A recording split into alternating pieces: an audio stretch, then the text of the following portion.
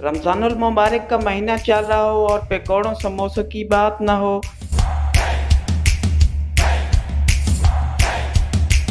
पकौड़े और समोसे अफ्तारी में अहम तरीन पकवान में शुमार होते हैं। बच्चों समेत बड़ों की यकसां पसंद पकौड़े और समोसे खरीदने के लिए बाज़ारों में बेतहाशा रश देखने को मिलता है, लेकिन इस बार लॉकडाउन की वजह से बाज़ारों में कमी वाक़या हुई है और पकौड़ों और समोसों को ख़ुसूसी तौर पर घरों पर ही तैयार किया जाने लगा है।